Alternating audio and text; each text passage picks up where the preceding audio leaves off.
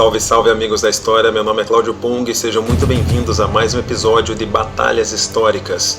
No episódio de hoje nós vamos ver como três reis que viviam em constante rivalidade se unem para derrotar um inimigo em comum, expulsando os muçulmanos da Península Ibérica. Parte do conflito conhecido também como Reconquista. Embora esse termo não esteja correto, estrito sensu, porque em primeiro lugar implica que os cristãos estivessem reconquistando algo que fora deles anteriormente. De fato, os muçulmanos já dominavam a região conhecida como Andaluzia há séculos e tinham criado ali uma cultura vital e estável que contrastava com a sociedade visigótica primitiva e corrupta. Sem mais delongas, toca o barco.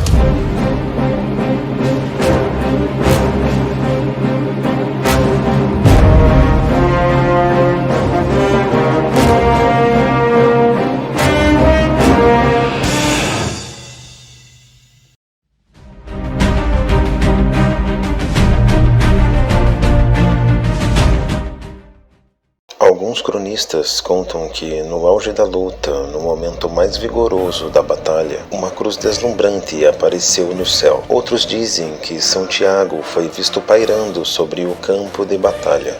Quer isso tenha sido verdade ou não, os soldados cristãos em Las Navas de Tolosa, no dia 16 de julho de 1212, foram vistos combatendo com um fervor elevado, como se estivessem tomados por algum tipo de força inspiradora. Afonso VIII, seu líder, ficou no meio da refrega, movendo a espada com tal ímpeto que uma luz parecia clarear os arbustos ao redor. Era como se o exército cristão soubesse que tudo dependia dessa luta. Suas vidas, sem dúvida, mas também o futuro dos reinos e a sobrevivência de sua religião na Espanha. Certamente eles não teriam como saber disso, mas mesmo assim a batalha que travaram acabou se tornando a mais fundamental dos 8 séculos de guerras que constituíram a Reconquista. O resultado de Las Navas de Tolosa foi que toda a história da Península Ibérica e da Europa Ocidental se alterou para sempre. Assim que os radicais almohadas destronaram os almorávidas em 1154, começaram a atacar as cidades que representavam as bases cristãs ao sul da Península Ibérica.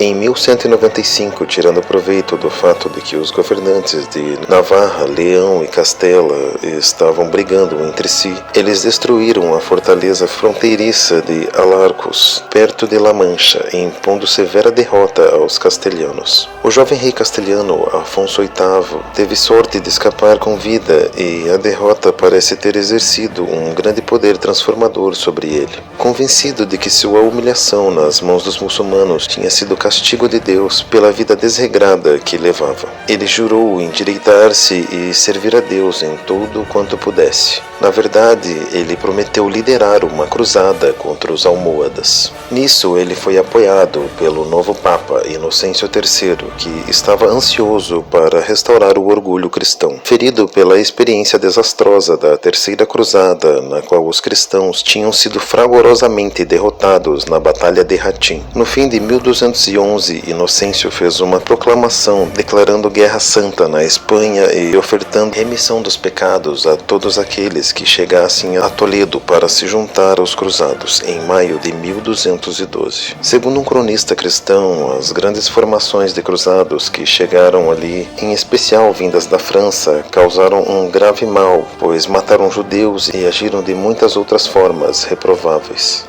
Mas a proclamação de Inocêncio também forçou os reis Sancho de Navarra e Pedro II de Aragão a deixar de lado suas rivalidades para se unir a Afonso. Essa foi a primeira vez na Reconquista que os cristãos travaram aquilo que poderia ser chamado de Guerra Santa, e não uma guerra pela conquista do território. Para enfrentar essa ameaça, o califa almohada Muhammad al-Nasir reuniu uma força imensa. Assim como entre os cristãos, a religião era unificadora e estava acima das rivalidades mesquinhas. O exército formado por Muhammad, que tinha cabelos ruivos e olhos azuis, e era filho de uma concubina cristã, era composto de berberes, arqueiros turcos montados e árabes de várias partes da África do Norte. Em julho de 1212, os muçulmanos partiram para o norte ao mesmo tempo em que os cristãos partiram para o sul, cada uma das forças contando com cerca de 30.000 soldados. Os ávidos cruzados franceses abriram caminho para os cristãos e logo alcançaram a fortaleza almohada de Malagon, ao norte da atual aglomeração de Ciudad Real.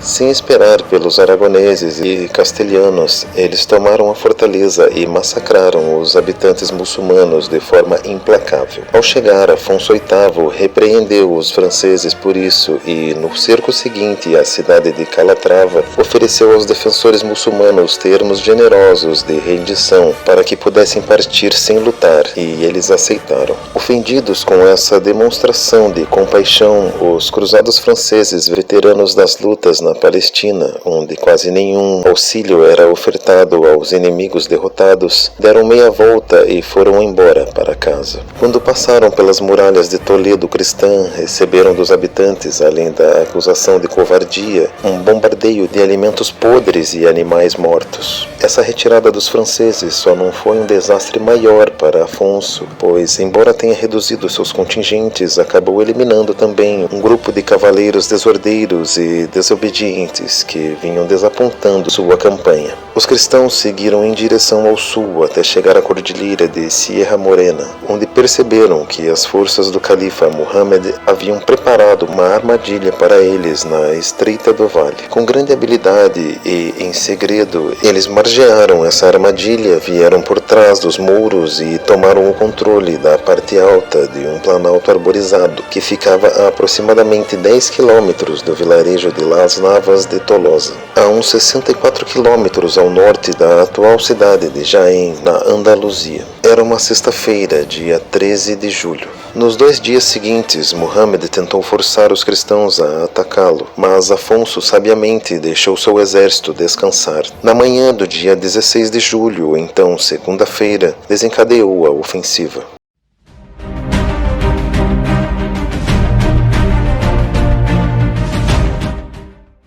A formação cristã para o combate dispunha em 3 reis que acompanhavam a expedição: Afonso, Pedro e Sancho na retaguarda. À frente deles vinham os monges guerreiros e as milícias cidadãs. Nas linhas mais avançadas seguiam os cavaleiros do exército cristão, conduzidos pelo famoso guerreiro Diogo Lopes de Haro, que iniciou o ataque levando seus homens a investir pelos declives laterais do platô, diretamente sobre o exército do califa. Os mouros avançaram também, mas de modo mais lento, e os cavaleiros espanhóis os aniquilaram, os cortando em pedaços num frenesi de fúria. Em seguida, os cristãos se voltaram para as fileiras principais dos almohadas, que estavam alinhados ao longo de uma pequena elevação em cujo centro ficava a tenda vermelha de Muhammad. Agora, a batalha se tornara selvagem, com os cavaleiros berberes galopando, brandindo suas cimitarras em grandes círculos sobre a cabeça, enquanto a infantaria arremessava dardos sobre os oponentes. Os homens de Diego começaram a recuar e toda a fileira cristã passou a vacilar. De acordo com alguns cronistas, foi nesse ponto que os soldados cristãos receberam uma inspiração divina. Quer seja verdade ou não que uma cruz iluminou os céus e que chamas ardentes foram lançadas da espada de Afonso, o fato é que seus homens pareceram ter sido tomados por igual fervor, pois no começo da tarde haviam subjugado o exército almohada. Diz a lenda que o próprio califa foi cercado em sua tenda por um grupo de guerreiros escravos, acorrentados uns aos outros e postos ali para resguardar o terreno, e que o rei Pedro de Navarra saltou pessoalmente no meio deles para tentar matar o califa. No entanto, Muhammad conseguiu fugir e acabou chegando a Sevilha. Seus homens, porém, foram perseguidos em todas as fendas e espaços vazios dessa região montanhosa e massacrados. E então Afonso e os outros reis, animados pela grandeza de sua vitória, partiram atacar as cidades muçulmanas de Baeza e Úbeda, no coração de Andaluzia. A fim de celebrar a vitória de Tolosa, Inocêncio ordenou que tocassem os sinos de todas as igrejas da cristandade. Era o começo do fim da Espanha moura. Muito obrigado e prepare-se para a batalha.